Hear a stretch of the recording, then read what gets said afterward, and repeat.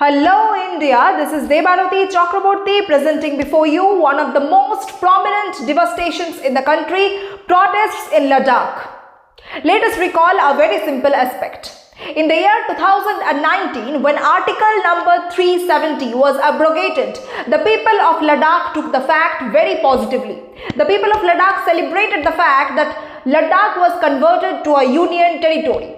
They were very happy about the fact that Ladakh would directly be under the control of the central government. They expected that their own grievances would be cleared as a result of this control. But as time passed, it was seen that various serious problems emerged and people became unhappy about it. That ultimately led to the popular unrest that we can see right now in Ladakh. One of the most prominent grievances of the people in Ladakh is the fact that green energy projects are supposed to impact their lives in a negative manner. Now, it may seem to us that green energy projects are supposed to be developmental for the country. Green energy projects are supposed to help the country to actually move a step forward in context of harnessing renewable energy. But the fact is, for the people of Ladakh, it is like a nightmare.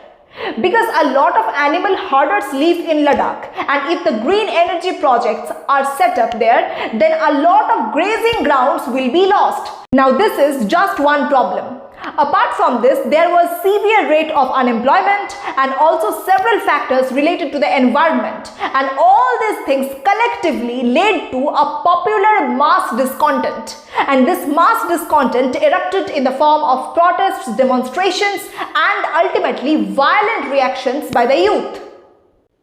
Now let's come to the main point of discussion: demands by the protesters. The first demand by the protesters was a demand for the statehood of Ladakh. It means there was a demand for Ladakh to be converted to a state from a union territory. Next comes the demand of being included in the 6th schedule of the constitution. Now let us understand this matter properly.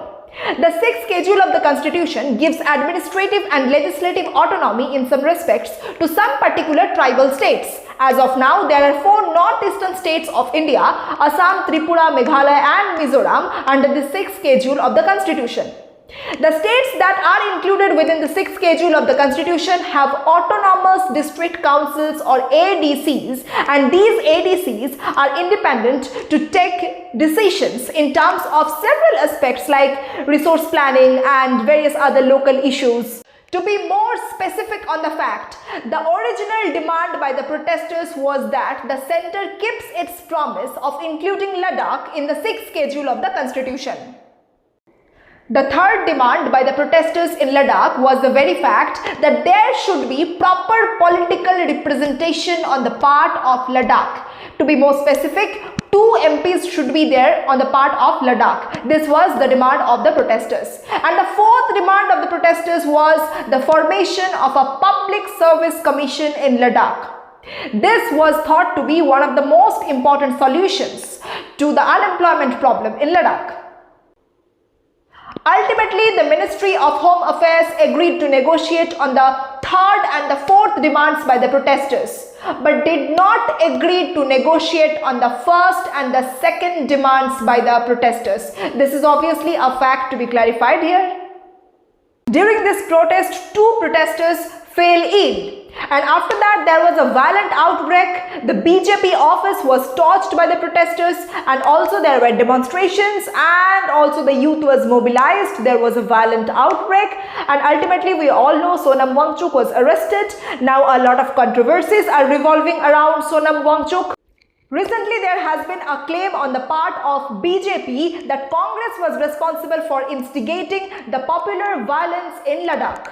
But regarding the same issue, when Sonam Wangchuk was asked, he replied that Congress did not have that much influence in the region that it could mobilize such a great number of young people to be on the streets. And so obviously we can understand that there is a great amount of political instability in that particular region. Let's see what happens next. Obviously drop your comments below and stay updated for the next news. Thank you so much.